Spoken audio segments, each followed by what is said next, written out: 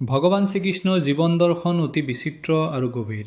তেওঁৰ বিল্লকালৰ পৰা কুৰুক্ষেত্ৰৰ যুদ্ধলৈকে প্ৰতিটো পৰ্যায়তে মানৱ জীৱনৰ বাবে বহুতো গুৰুত্বপূৰ্ণ শিক্ষা নিহিত হৈ আছে।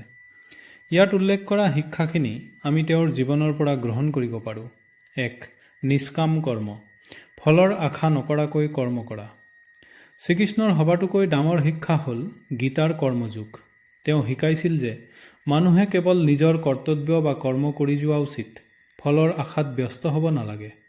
ই আমাক মানসিক চাপৰ পৰা মুক্ত হৈ কৰ্তব্যত মনোনিৱেশ কৰাত সহায় কৰে। ২. প্ৰকৃত বন্ধুত্বৰ নিদৰ্শন। কৃষ্ণ আৰু সুদামাৰ বন্ধুত্ব জগত বিখ্যাত।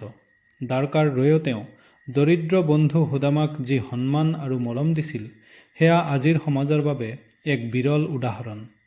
বন্ধুত্বত কোনো ধনী দুখীয়া বা সৰু বৰ ভেদাভেদ নাথাকে, সেয়া তেওঁ শিকাই গৈছে। ৩. বিপৰীত পৰিস্থিতিতো শান্ত হৈ থকা। শ্ৰীকৃষ্ণৰ জন্ম হৈছিল কাৰাগাৰত আৰু মৃত্যু হৈছিল জৰা নামৰ এজন চিকাৰীৰ চোকা বানত। গোটেই জীৱন তেওঁ বহুতো কঠিন পৰিস্থিতিৰ সন্মুখীন হৈছিল, কংসৰ অত্যাচাৰ, মহাভাৰতৰ যুদ্ধ ইত্যাদি। কিন্তু তেওঁ পৰিস্থিতি সদায় হাঁহি মুখেৰে আৰু শান্ত মগজুৰে চম্ভালিছিল।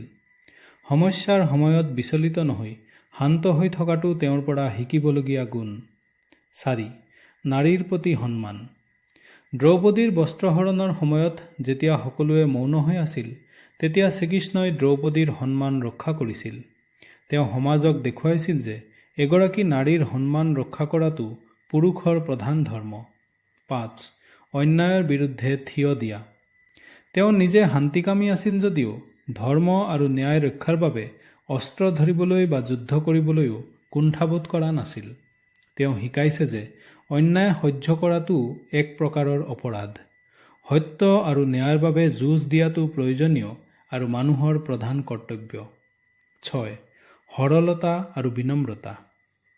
তেওঁ আছিল জগতৰ পতি আৰু মহান যোদ্ধা, অথচ তেওঁ মহাভাৰতৰ যুদ্ধত অৰ্জুনৰ ৰথৰ সাৰথি হ'বলৈ কুণ্ঠাবোধ কৰা নাছিল।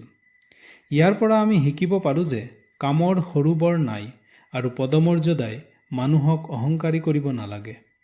৭. বৰ্তমানত জীয়াই থকা। শ্ৰীকৃষ্ণই প্ৰতিটো মুহূৰ্ত উদযাপন কৰিছিল। বৃন্দাবনত থাকোঁতে তেওঁ কেৱল এজন সহজ সৰল গোৱাল ল'ৰাৰ দৰে আনন্দ কৰিছিল। তেওঁ আমাক শিকাইছে যে ভৱিষ্যতৰ চিন্তাত বৰ্তমানৰ আনন্দ নষ্ট কৰিব নালাগে। চমুতে ক'বলৈ গ'লে ভগৱান শ্ৰীকৃষ্ণৰ জীৱনে আমাক এজন পূৰ্ণ মানৱ হ'বলৈ আৰু জীৱনটোৰ প্ৰতিটো মুহূৰ্ত সাৰ্থকভাৱে জীয়াই থাকিবলৈ শিকায়।